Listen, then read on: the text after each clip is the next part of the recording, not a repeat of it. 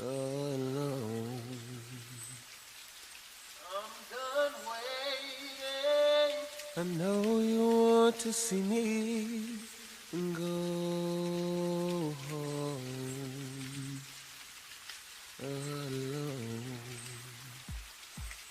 I'm done waiting. And this hurts so bad I can't breathe on my own.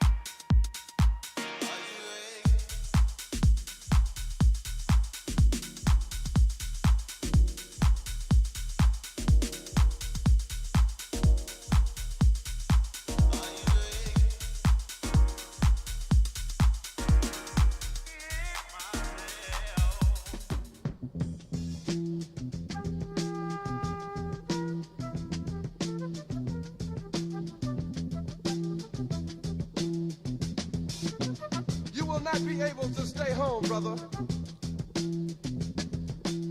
You will not be able to plug in, turn on, and cop out. You will not be able to lose yourself on Skag and skip out for beer during commercials because the revolution will not be televised. The revolution will not be televised. The revolution will not be brought to you by Xerox in 4 parts without commercial interruptions. The revolution will not show you pictures of Nixon blowing a bugle and leading a charge by John Mitchell, General Abrams, and Spyro Agnew to eat hog maws confiscated from a Harlem sanctuary. The revolution will not be televised. The revolution will not be brought to you by the Schaefer Award Theater and will not star Natalie Woods and Steve McQueen or Bullwinkle and Julia. The revolution will not give your mouth sex appeal. The revolution will not get rid of the nub. The revolution will not make you look 5 pounds thinner because the revolution will not be televised, brother. There will be no pictures of you and Willie Mae pushing that shopping cart down the block on the dead run or trying to slide that color TV into a stolen ambulance. NBC will not be able to predict the winner at 8:32 on report from 29 districts. The revolution will not be televised. There will be no pictures of pigs shooting down brothers on the instant replay. Yo, yo, yo. We back again. It's Thursday, November the 3rd, and we still got nice weather in Chicago, which it can be good and bad. The good part is the Cubs won the World Series last night. So for all those people that stayed up late and did a cheer and had a beer, Chicago Cubs are finally the world champions. And that was the last Chicago team we were waiting on to do what they needed to do.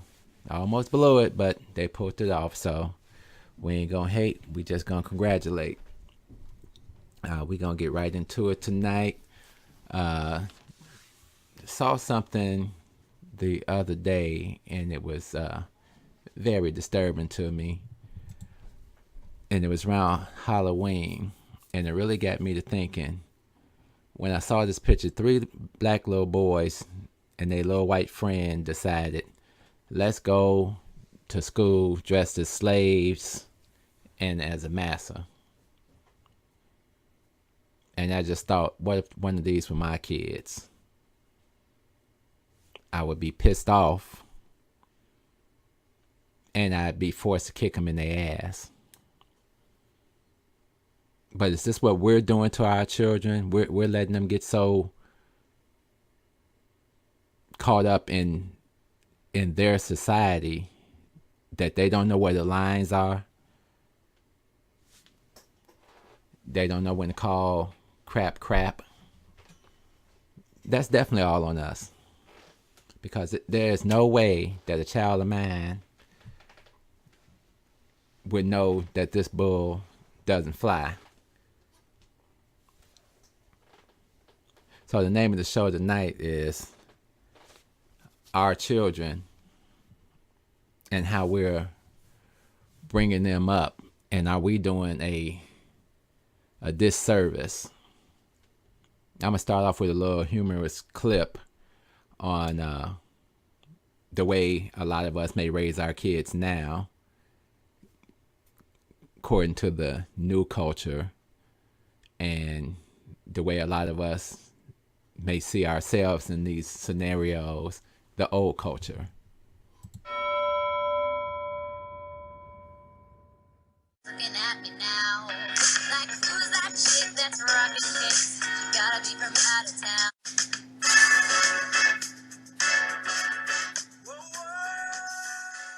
Yes. Okay. Yeah, that's fine. Okay. Yeah, sure. Mom, give me a pizza for dinner. Jimmy, we just had pizza yesterday. No, I want pizza today. We can have pizza tomorrow, okay, Jimmy? No, today! Hold on, let me call you back, okay? I'll see if I have some change. Yes, girl, that's what I told him. I told him, Tyrone, you need to start learning how to take care of your responsibilities. Ain't nobody gonna pay and feed you like that. That's what I'm trying to tell him, yes. Girl, you're so crazy. You are too crazy. Mom. I know you see me talking on the phone. I know you see me talking on the phone, but you gonna come in here and rub me all on the phone? What? Shut up. Let me call you back. This boy about to work on my last nerve. What? What's for dinner? Whatever I cook. Okay.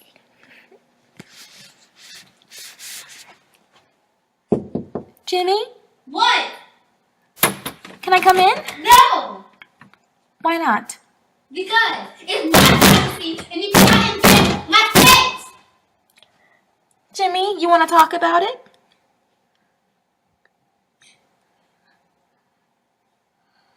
Jimmy, are you okay? What?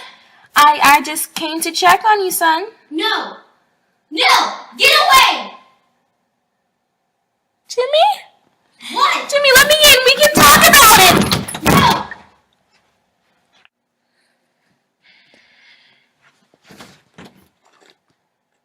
I know this boy and not this dope. Boy, you in there? Yes. Why the door locked? I don't care what you doing. Why is the door locked? This ain't your house. Don't be locking no doors mouth. Open this door. Open this door. Boy, open this door.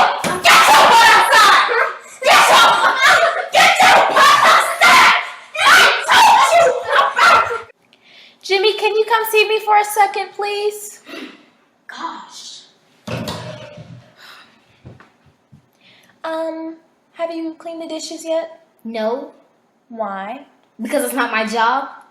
We agreed once a year you would help out in this family and clean the dishes. We agreed once a year, and today is that day, mister. Well, I don't want to. I understand that, but I'm asking you politely. I don't want to clean the dishes. Jelani, No. please, can you clean the dishes? I'm just asking you nicely. No. I'm talking to you. Why are you yelling? Because that is your job, not my I job. don't understand. Johnny, please. Ah, y'all are so annoying.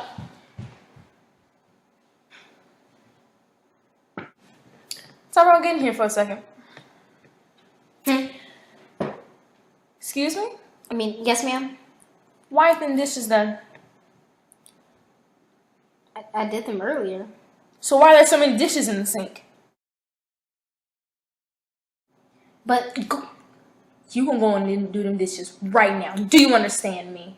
Mom, Are you trying to talk back? no, I'm No, not. get your butt. I'm on. Oh, Austin would just love to see this.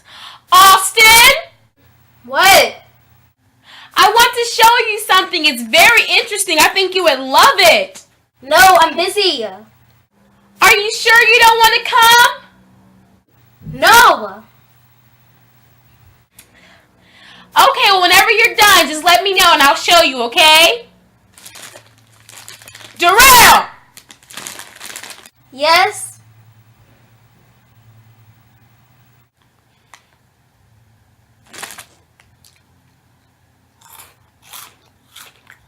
Yes? Oh my gosh! Yes. Can you hand me the remote? Can you hand me the remote? Bye.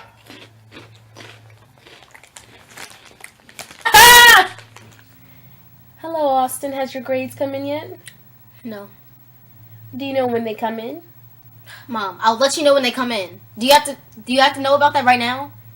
I just would like to know if you're doing okay in school. Are you? Do you need help? No, I don't need your help.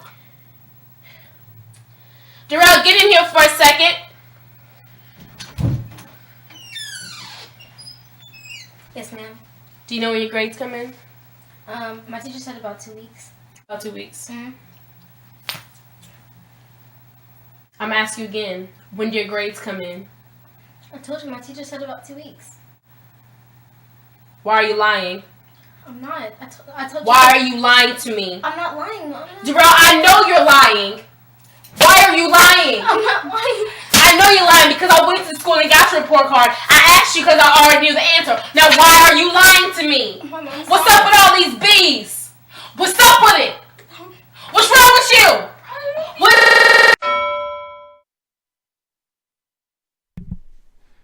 Now that was just a cute little skit online, but it kind of illustrated something I know when I grew up as a kid in the 60s and 70s. We had what we call no-nonsense parents. What they said went. You didn't question them. You did what you were supposed to do, even before being asked to do, because that was the routine. And they weren't going to do a lot of talking to you before you got an extension cord or something else put on your tail. But we don't raise our kids like that. Why not? Have we allowed society to say, no, that's not right? You can't discipline your kids. You can't do this. And then we say, oh, you know what? Yeah, I didn't like that when it was done to me. It's almost like a little setup when you really look at it, because we're treated different in society. We have different backgrounds. Culturally, we're different. No matter how much we try to integrate, culturally, we're just different. There was a different expectation level on us. A lot of us were built-in babysitters. You were going to come straight home. They didn't care about your team activity unless your home activity was taken care of. And in certain cases, like my case, like when the little boy got B's and she's like, what about these B's? My grandmother wanted to see A's all the time. Get up, cook, do this, take your tail to school. Of course, we didn't have social media other than us getting outside to see our friends. That was our social media. So we interacted more, which probably made us better communicators. Of course, now you got corporate communication and you've got many more degrees and everything. So, of course, the kids and everybody are just much more dignified these days. And if that's the case, how do we get black kids going to school dressed as slave and allowing a white boy to be the master? If that's the case, why do we have Lil Wayne's ignorant ass saying one thing and another thing and not making no damn sense? The boy must have been high. I'm sure everybody's seen the interview by now. And he doesn't believe in Black Lives Matter, and I'm rich, so I don't experience racism. It's real dumb shit. But how do we get there? What was the trigger that said we are not going to push our culture on our kids, but instead we're going to put them into the same system. And I hate to say it, but it's more so a lot of the women. That clip didn't have a man in it, but men raise kids differently than women, and I'm always going to say a woman has a better opportunity to raise a young lady than a man because she has those qualities in her. Just like a man, I feel should have a better understanding of a young boy and be able to put more in him. I've known lots of women with sons and things like that, and they thought beating the son was the way to go. Or when I did the mentoring program, they didn't like the braids, or he's growing a beard, and can you convince him to cut it off? And I would say, why would I convince him to cut it off? Maybe I would convince him to groom it and look presentable. If he's going to wear the braids, make the braids presentable.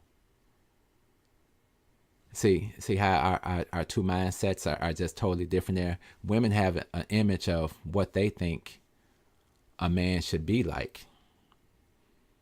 But now we're raising all these effeminate men, and we did a show on that back in the day of the men today are different than the men that of where I grew up under. I grew up under more militant and a rougher type of dude, a blue collar worker type of dude, angry black men because of what they had to put up with in society. But at least they were out front with it. They would constantly say, you ain't got to go work with them so-and-sos. Get your own stuff. Do what you need to do. Community was community, and we knew everybody in the community.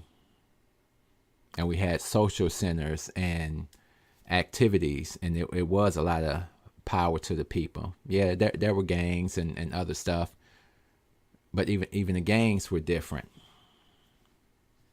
They didn't sell drugs to kids, pregnant women, stuff like that. If you were in a gang and you walking down the street and they saw you with your mother or something, it's respect. You got a little ghetto pass on that. Everybody's wilding out. I was talking to one of my brothers on the train, and he's one of those, yeah, this and this, they can't behave this way, they can't behave this way. And I'm always like, what is the reason for the behavior? You just can't think like white folks and think it's that simple. You can't start the ball rolling down a hill and then move out the way and say, oh, it's your fault that you got hit with it. It's your fault you didn't move out the way. Because that's the thinking we're dealing with a lot of times. A lot of times there's nothing wrong with our kids. There's something wrong with the society in which we're trying to raise our kids. There's something wrong with us when we're trying to teach them the same stuff we were taught in order to integrate into the society. We're not taught. Integration may have been the worst thing that ever happened to black people. And it's part of the divide on why we can't have anything. That's another story. We talked about that the other day on the show was called The Black Divide. A lot of black folks are happy with the status quo. I'm happy to be able to send my kids to this different school. This will prepare them for what they need to do in society. Forget all that black stuff. Who cares? We're now part of society because I'm making money. So we're part of that society, and it's not going to be a problem until somebody stops me from being black. Then it'll be a problem, and then I'll be out there. That's a lot of that thinking. Some of the things I think we have a responsibility. Just like when I was a young man growing up and going down to Mississippi, and they would say, don't go down that road. Be careful. These people don't like you.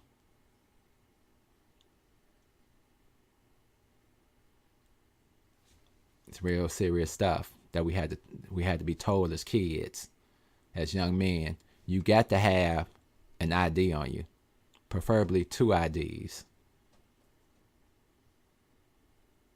And that's still not going to stop you from being stopped while black. So it was a constant training of how to make it through society so you can get to a certain point. We don't do that for our kids. Our kids now live in a world where they're more integrated because of social media. So while we may have went to school with a few different kids in the neighborhood, their friends are white, black, Hispanic, Chinese, more integrated school systems, which is good for the competition. But in different societies, there's different value systems. So, in the Catholic school system, and in a lot of white neighborhoods, when they participate in sports and things, which is supposed to teach you about competition and all this, everybody gets participation trophies. But in the neighborhood I grew up in, what the hell you mean participation trophy? Either you won or you lost. See, we were being taught about life at that point. Either you win or you lose. In this society over here, and it gets confusing because you want to feel like everybody fits into this society, and that participation trophy says, no, there are conditions built into society that are going to allow you to win still. You're still a winner. Different mindsets. Saw the dishes in the sink. Most of us know, growing up as kids, try leaving a dish in the sink and see what happened. Guaranteed that'll be the last time you leave a dish in the sink. Doors weren't closed in my grandmama's house. Keep the doors open so I can see what you're doing. If you wanted to make a phone call, you got to ask me to make a phone call. We were afraid of our parents. Our parents controlled us. And I think we were better off for it. Parents didn't give too much of a damn about what you want to do because they realized we were growing up in an environment that was hostile. I had to explain that to a judge when I was 25.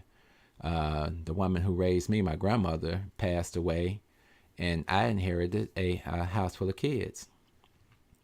7 kids. And I'm 25 years old, and I moved back to the walk-ups to Washington Park homes down the street from Ida B. Wells. So it's me and my siblings and 2 of my cousins. I realized at that point, I'm the lion. Everything's got to go through the line. I have to be in charge of whatever's going on here, and you all have to fall in line with it. Love it or leave it. Those were the choices. Some of them had to go. Hey, I love them, still love them to this day. They still love me. I'm brother daddy. But that was the responsibility that I was taught to step in and take care of your family. Now, society said, we don't like the way that you're taking care of your family. Even had the head of the Department of Children and Family Service comes to my house. And she looks around and she's like, wow. Okay, the house is in order. You didn't know I was coming. So the house is in order. The children are fed. They're clean. Everybody's doing homework. What's the problem, Mr. Robinson? I said, the problem is, I'm not going to let these society rules tell me how to raise these children. I'm in the hood. So my protection has to be the way my protection has to be. I said, do you discipline your kids? Oh yeah, I do, but I'm not in the system. I said, don't you find that a conflict with your moral self that you want to institute rules that these white people are telling you to institute? to control my situation here that I'm living under, that I'm trying to do. Yet you don't believe in it yourself. So needless to say, I was listed as a militant parent, and on a couple of occasions was actually put in handcuffs and so-called arrested and had to go to court for whooping children. I didn't give a damn. They'll tell you. I gave one a whooping at the police station one time. The judge was upset. Sir, you have no regard for authority. You whooped kids in a police station. And I'm like, and what? They live with me, Judge, and where I live. I got people selling drugs, shooting, doing all types of stuff. What I say go, period. Well, sir, blah, blah. I said, you know what? I see where this is going, and I see how society wants to work this out.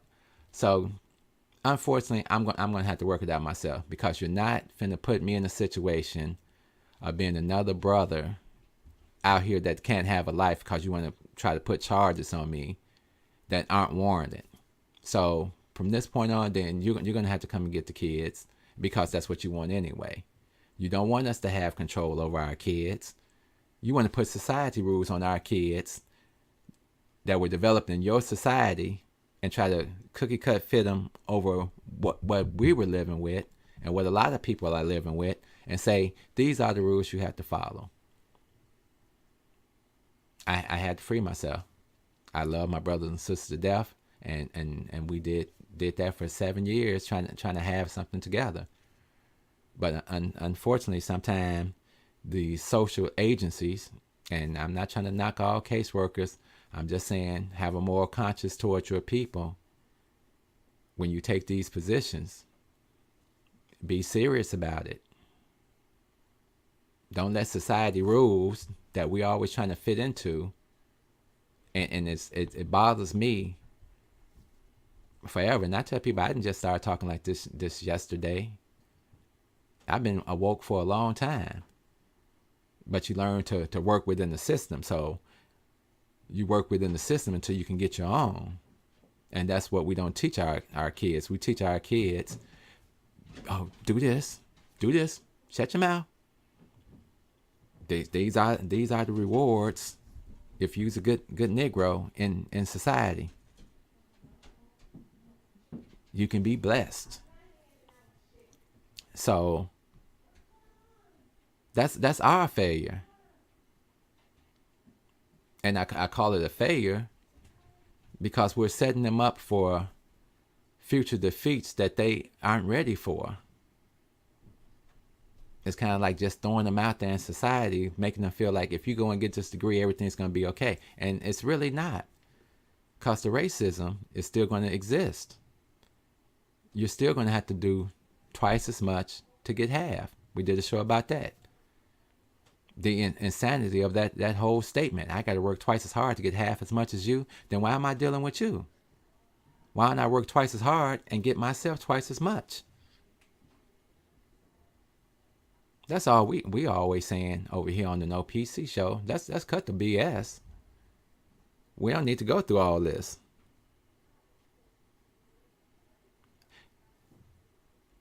We can look at it as kind of like a cultural gentrification,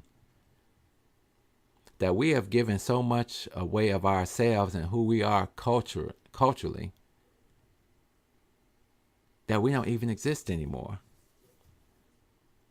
And that's why I say we're not African. We're more American than African. And that's because we've been conditioned in America. And at the same time we were conditioned, they were conditioned. So 300 years of conditioning is a long time on both sides.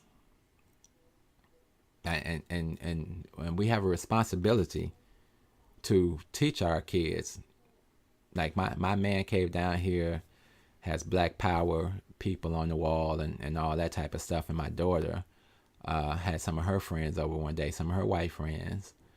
And one of them said, oh, your basement looks like a Black Panther party. And she thought it was cute, but I explained to her, we don't change who we are for anybody, because these people on the wall, Malcolm X, Martin Luther King, Mandela, were never associated with any violence. No matter what they tried to say, they investigated these men, incarcerated these men, and there was initiative set to destroy any form of Black Messiah leadership trying to establish itself in America. Because we don't want you to culturally be out here trying to establish yourself. You're going to have to learn to work within our system. I wanted to share this piece with you from Dr. Umar Johnson, and it's real in depth. So we're gonna share that piece, and then we're gonna call it a night, because OKC and Golden State's playing tonight. Check out this clip with Dr. Umar Johnson. Listen to what he has to say.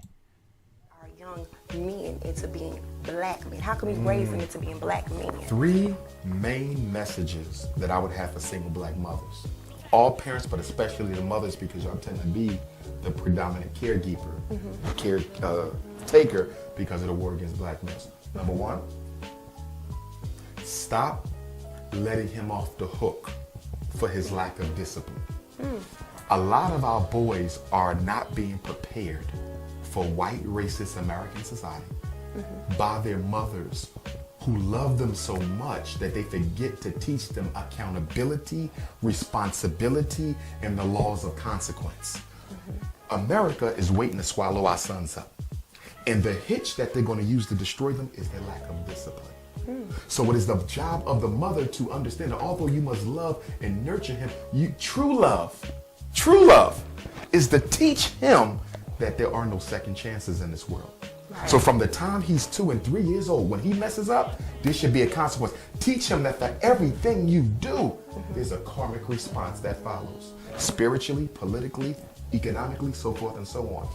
Our mothers, to some extent, are contributing to the effeminization of Black boys because they're not providing them with the accountability, the responsibility, the structure, and the discipline, which is to say that a lot of our mothers are raising their sons to be the exact type of man that she herself would never want to marry. Ooh, can I raise my hand like my grandma did? The opposite of your dream mate. You ask the mom, what type of man do you want? Now, why are none of those traits in your son? Which means that you're making him into the worst nightmare for someone else's daughter. And what is often not understood is that boys learn to be men by mom because daddy ain't there. It's not fair. It's not fair. Our sisters have to raise these sons on their own. But I think it's ironic, though, that when the young sisters complain about not having an adequate spouse, it was a female who nurtured her husband for her to be the failure that he is. So number 1, raise them, stop loving them. Number two, teach them to respect divine African female energy. Too many Black boys have a profound disrespect for the Black mother.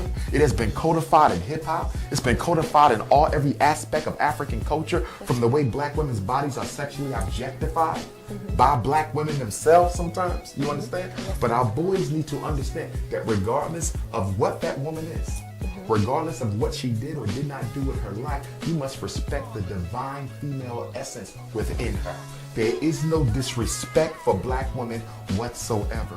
Mothers have to drill that into their sons' heads, because what I'm finding is most boys learn to disrespect women from their own mother. It's the mother who are teaching these young men, don't trust them hoes. Don't trust them skanks. You see, when the girl gets pregnant, oh, she trapped my son with that baby. But your son participated in the trapping. If it was a trap, he's not absolved of his responsibility. Why are you beating down on that sister instead of beating down on your son as well, or holding them both responsible? We all know the stories of how the mothers run to the son's defense even when he is wrong. That's right. So the 1, make him be a man. 2, make him respect woman. And 3, teach him that his destiny is in his own hands. That means he has to be emotionally self-controlled. Too many black males are going to jail and to the cemetery by not being able to control their emotions because mom exemplified emotional dysfunction herself. You see that? So the boy learns to behave like his mother, although he think he's acting like a man.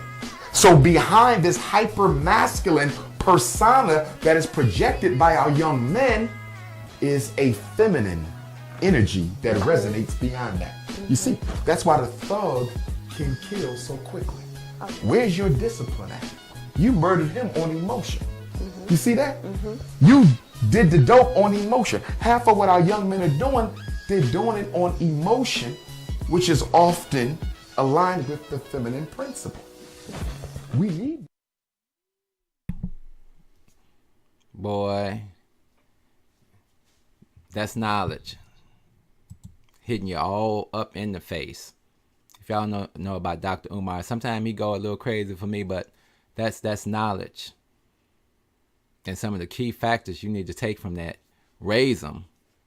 Don't just love them. Raise them. Put expectations on them. Make them responsible for their actions. Put discipline in them. Put structure in them.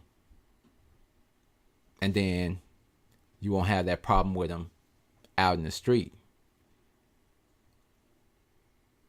We notice that the women do a whole lot with their young ladies. Much more than they do with their boys. They coddle their boys, and like he said, it's not their fault that they're stuck raising these boys. That's the man side of it. Men got to step up and do what they need to do. But the woman's got to know when to step aside. If a man is there, she's going to have to step aside, and regardless of how her feelings are about it, she's going to have to let that father be a father. Period. I've seen it, like I said, when I was doing the mentoring group, and a young lady wanted her son in the program, and then I was like, but wait a minute, his father's at home. Well, I don't agree with his father. See, that's where we differ. You got with this man and had a baby and y'all live together. It is this man's responsibility. Now, the program is for women, single parent women who are dealing with sons. You got a man there, so you have to deal with that situation. Now, if you don't like that situation, then you got to move out of that situation and then look for another avenue. I didn't know that brother. Could have been a bad brother, could have been a good brother, but I know how I would have felt personally if I'm trying to raise my son in a certain aspect and my wife decides I don't like that aspect. I want him to be raised this way, the way I see it. And as Dr. Umar said in there, you're raising a son with none of the qualities that you would want in a man for yourself. Boom. There it is. We're going to touch base on a whole bunch of stuff. We talk about white folks a lot, but we're going to talk about our responsibility and our things and what we need to be doing to get our stuff in order. So, like I say, this wasn't a knock on females, but it takes partnerships to combat the society and society rules and how they play the game on a daily basis to take away and call it integration. Love, peace. So, we out of here.